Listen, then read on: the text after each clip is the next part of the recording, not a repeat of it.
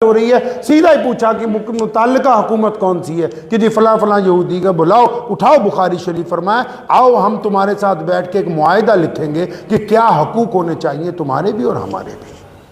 पढ़िए बुखारी शरीफ को आप। जिसके नबी ने, जिन लोगों के नबी अलैहिस्सलाम ने जीने का रंग दिया हो, ढंग अता किया हो कि भाई इस तरह जीना है, वो कौम कहती जी हमने करना क्या। अल्लाह के बंदे करना क्या है, जो जिस दौर में जो चीज सामने आएगी वही इस्तेमाल करेंगे ना।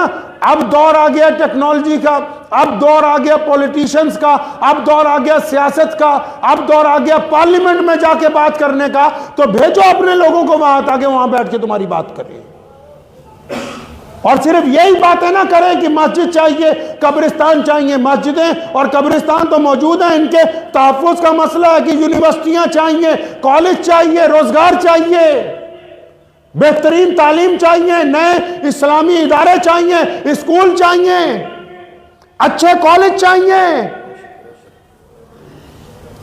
इंस्टीट्यूट चाहिए बड़े बड़े, जहां नौजवान बेटे और बेटियां पढ़ के बेहतरीन रोजगार कमा सकें, जहां वो इस्लाम के नमूने बन के लोगों को ये दिखा सकें कि बेहतरीन ईमान वाला कैसा होता है।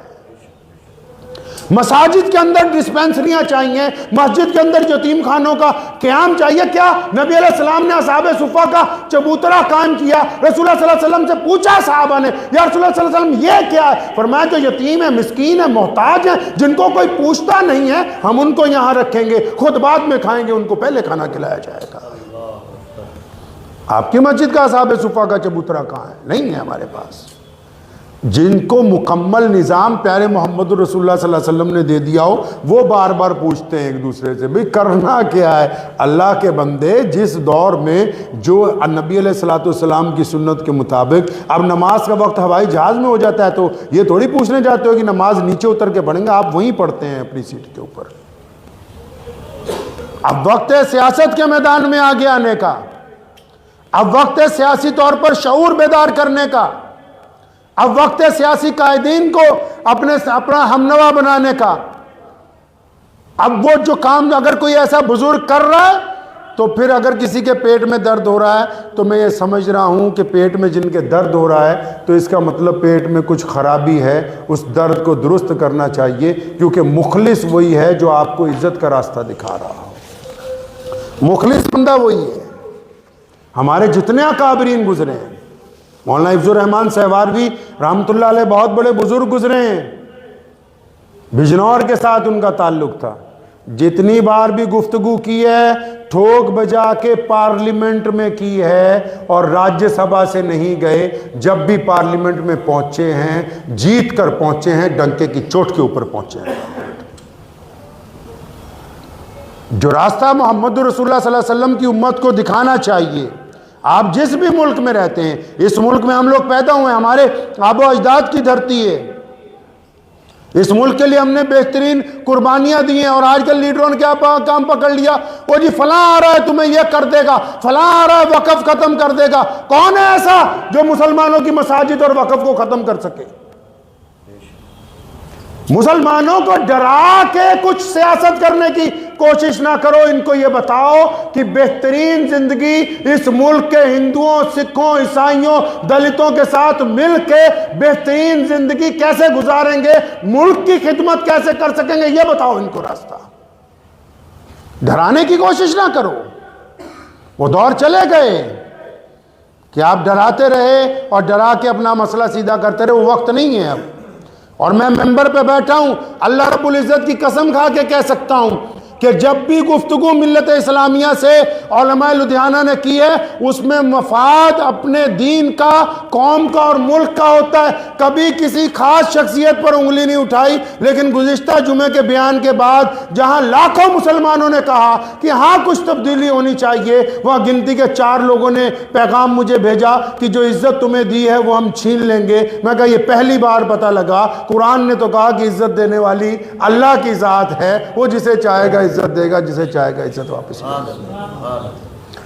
तो राहत इंदौरी ने कहा, एक मुसलमान ने फिर मुझे खुद ही लिख के भेजा, कहने लगा राहत इंदौरी ने इमरजेंसी में, जब मुल्क में इंदिरा गांधी ने इमरजेंसी लगा दी, तो उसने शेर लिख दिया था कि सरकार चोर है। तो उसको पकड़ के ले गए पुलिस वाले। तो उसने कहा जनाब मैंने ये थोड़ी लिखा कि इनकी सरकार चोर है, तो उसने कहा नहीं, तो हमें बेवकूफ़ समझता है कि हमें पता नहीं कि तू किनको कह रहा है। हमने पूरे मुल्क के उन सियासतदानों को, पूरे मुल्क के उन मिल्लत फरोशों को कहा जो दुख दर्द में आपके साथ नहीं खड़े होते, किसी एक आदमी को नहीं कहा। अब कुछ लोग ये समझते हैं उन्होंने मुसलमानों को पेटेंट करवा लिया अपने नाम कि मुसलमान उनके बाप की जागीर हैं और जैसा चाहेंगे इनकी खरीदो फरोख्त करते रहेंगे, तो उन्हें ये गलत फहमी अपने जहन से निकाल देनी चाहिए। इस बात को ज़हन नशीन कर लें, पूरी कौम इस बात को समझ लीजिए। मैं ज़मीनी सतह पे, अभी मेरा दौरा हुआ था, उत्तर प्रदेश भी जाना हुआ एक शादी में, ज़मीनी सतह पे आप टीवी को कम देखिए, व्हाट्सएप पे कम जाइए, हमने ज़मीनी सतह पे इस बात को नोट किया, जिस तरह सोशल मीडिया दिखाता है कि मुसलमानों में और गैरों में नफ़रत है, ज़मीनी सतह पर वो नफ़रत मौजूद नहीं है। ज़मीन पर वो नफ़रत मौजूद नहीं है। 100 में से 2-4 होंगे, लेकिन अक्सरियत आप बाजार में जाएं, मुसलमान भाई, हिंदू भाई, सिख भाई, ईसाई भाई, दलित भाई, वो एक ही दुकान पर खरीद रहे हैं, एक ही दुकान पर सामान बेच रहे हैं, एक ही जगह कारोबार कर रहे हैं। ये सियासतदान कह रहे हैं अपनी अपनी कौम को, कोई हमें डरा के चाहता है हमारा लीडर बन जाए, कोई उन्हें डरा के चाहता है उनका लीडर बन जाए। तो ज़हन नशीन कर लीजिए इस बात को कि ज़मीनी सतह पे आपने क्या करना है नबी अलैहिस्सलाम की सुन्नत के मुताबिक। प्यारे नबी अलैहिस्सलाम की जो सुन्नत है, जिस तरह नमाज की अदायगी इस्लाम ने सिखाई, जिस तरह लिल्लाहियत इस्लाम ने सिखाई, जो दयानतदारी ईमानदारी इस्लाम ने सिखाई है, ज़मीनी सतह पे मुसलमानों वो काम कीजिए। खुदा के वास्ते नुक्ताचीनी एक दूसरे पे करने छोड़ दें, एग्जाम्पल सेटअप कीजिए। साहब जो रात मेरे पास आए थे उनको मैंने यही कहा, मैं कहा आपके दिल में तो बहुत दर्द है इस्लाम का। कहने लगा जी बहुत दर्द है। मैं कहा ये बताओ, क्या आपने भी शादी बिना दहेज के की है? क्या आपने भी अपनी मस्जिद में कोई दवाखाना खोला है जहां गरीबों को मुफ्त दवाई मिलती है? क्या आपकी मस्जिद में भी कंप्यूटर सेंटर मौजूद है जहां बच्चे फ्री में कंप्यूटर सीख सकें? क्या आपके पास भी कोई ऐसी छोटी एनजीओ है जो मोहल्ले में बेवाओं को, यतीमों को चुपचाप महीने में राशन दे दे, जो ये ना देखे कि जिसकी मदद कर रहे हैं वो मुसलमान है, हिंदू है, सिख है, ईसाई है, दलित है, कौन है? आप अपनी जाती सतह पर क्या एग्जाम्पल सेटअप कर रहे हैं? करेंगे इंशाअल्लाह ताला तो दूसरों पर नुक्ताचीनी को छोड़िए, जाती अपनी एग्जाम्पल, अपना मियार, अपना नमूना पेश कीजिए। आपको देख के लोग कहने लगे, आपकी मस्जिद को, आपके किरदार को देख के लोग कहने लगे कि वो देखो फलां शहर के, फलां इलाके के लोग, सिखों को कहते नहीं लोग कि देखो कितनी बेहतरीन अंदाज में खाना खिला रहे हैं, लोगों की खिदमत कर रहे हैं। तो आप जिनको मोहम्मद रसूलुल्लाह सल्लल्लाहु अलैहि वसल्लम ने ये बातें 1450 साल पहले सिखा दी हों, उनको भी ज़रूरत है कि वो इस मुल्क में इसी तरह का एक निज़ाम अपने मस्जिदों में, मदरसों में कायम करें, जिससे हम लोगों का सियासी शऊर भी बेदार कर सकें और इखलाकी शऊर भी बेदार कर सकें। दुआ भी कीजिए अल्लाह ताला मुझे भी, आप सबको भी इन बातों पे अमल की तौफीक अता फरमाए। वाखिर दावाना अल्हम्दुलिल्लाह।